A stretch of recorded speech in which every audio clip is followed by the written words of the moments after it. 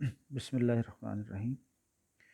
ये अल्लामा Iqbal open university का है, कोर्स है बीए बीकॉम का, इकनॉमिक्स 0402 उसका कोर्स कोड है और इसका है सवाल नंबर 3 और ये आया है किताब के यूनिट नंबर 3 पे। ये पेजेस दिए हुए 97 से 98 और 100 से 103 में ये लिखा हुआ है इसकी तफसील।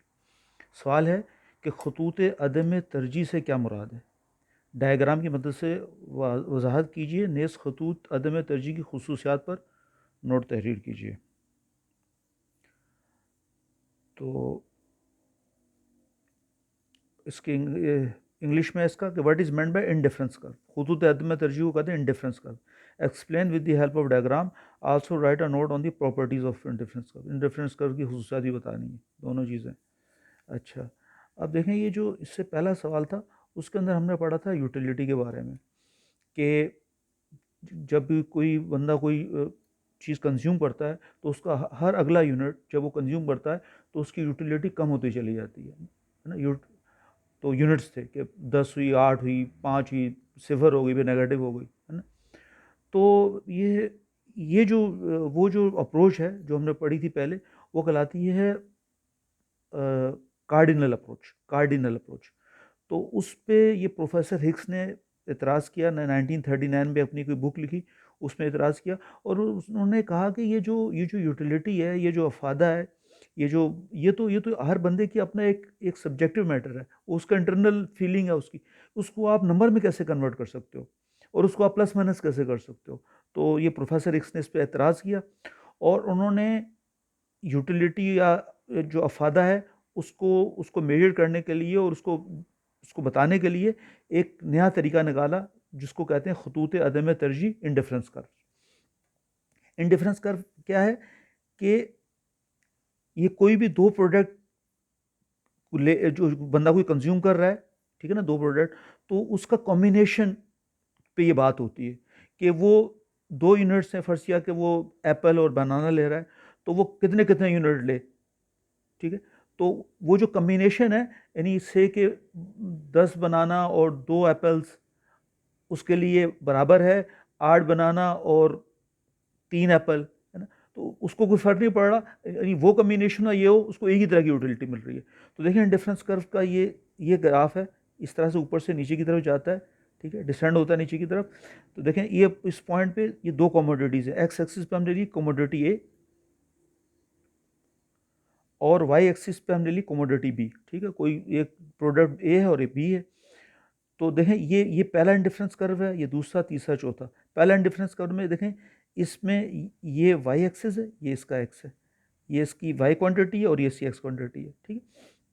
यानी कि इस पॉइंट पे जो कंज्यूमर है, जो जो जो इस्तेमाल कर रहा है, जो शख्स, वो वाई के वाई वन यूनिट्स इस्तेमाल कर रहा है और एक्स के एक्स वन यूनिट इस्तेमाल कर रहा है और वो उसको इतनी ये इस कर्व की उस पर जो है उसको सेटिस्फेक्शन मिल रही है।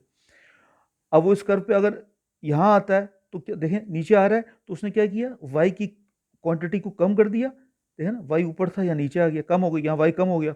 लेकिन उसने जब वाई को कम किया तो साथ क्या किया, एक्स की क्वांटिटी को बढ़ा दिया। देखें पहले यहाँ था एक्स वन ले रहा था, अब कितना ले रहा है, एक्स टू ले रहा है। तो पहले X one Y one quantity ले रहा था, अब ले रहा है एक्स टू वाई टू, है ना। वाई कम कर दी, एक्स बढ़ा दी। तो यहाँ जो सेटिस्फेक्शन है बिल्कुल वही सेटिस्फेक्शन उसको यहाँ मिल रही है। इसलिए कहते हैं कि क्या ये खतूत अदम तरजीह, यानी कोई तरजीह नहीं है इस जो है इंडिफरेंस कर पे कोई उसको तरजीह नहीं है। यानी चाहे वो यहाँ इस्तेमाल करे, इतनी क्वांटिटी करे या इतनी करे, दोनों सूरतों में उसको एक ही तरह की सेटिस्फेक्शन, एक ही तरह का अफादा, एक ही तरह की यूटिलिटी मिल रही है, ठीक है। अच्छा, इससे ऊपर वाला जो इंडिफरेंस कर्व है, खतूत अदम तरजीह है, वो इसमें इससे ज़्यादा सेटिस्फेक्शन है। इससे जो ऊपर है उसमें और ज़्यादा सेटिस्फेक्शन मिलेगी। क्यों क्यों ज़्यादा मिलेगी, इसलिए ज़्यादा मिलेगी कि यहाँ क्वांटिटी बढ़ रही है ना। जो जो जिस प्रोडक्ट को वो यूज़ कर रहा है उसकी जब क्वांटिटी बढ़ेगी तो क्या होगा, सेटिस्फेक्शन भी बढ़ जाएगी उसको, है ना। तो लेकिन वो अब वो किस कर्व पे जो रहेगा, कौन से इंडिफरेंस कर्व को पे रहेगा, इस पे रहेगा, इस पे रहेगा, डिपेंड करता है उसकी इनकम कितनी है ना। इनकम के हिसाब से, इनकम ज़्यादा तो हो सकता है वो यहाँ इस कर्व पे आ जाए, और ज़्यादा इनकम है तो यहाँ आ जाए, और ज़्यादा इनकम है तो हो सकता है कि इस कर्व पे हो, ठीक है। तो ये तो जिस तरह से पहले हमने अप्रोच, इस अप्रोच को, वो जो हमने पहली अप्रोच पढ़ी थी उसको कहते हैं कार्डिनल अप्रोच, और ये जो है कार्डिनल अप्रोच थी जिसको प्रोफेसर हिक्स ने जो है वो रिजेक्ट कर दिया और उसको नहीं माना, और इन्होंने ये जो अप्रोच दी है ये कहलाती है ऑर्डिनल, ऑर्डिनल अप्रोच, ये है ऑर्डिनल अप्रोच, ये यूटिलिटी की ऑर्डिनल अप्रोच है।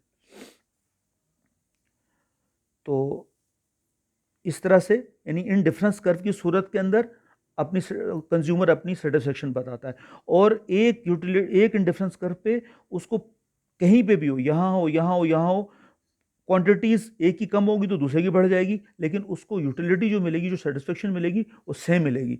इस कर्व पे IC1 पे जो उसकी यूटिलिटी है वो पूरे कर्व पे एक ही तरह की यूटिलिटी मिलेगी। IC2 क्योंकि ऊपर वाला कर्व है इस पर उसको ज़्यादा सेटिस्फेक्शन मिलेगी, लेकिन इस पूरे कर्व पे बिल्कुल एक ही तरह की यूटिलिटी मिलेगी।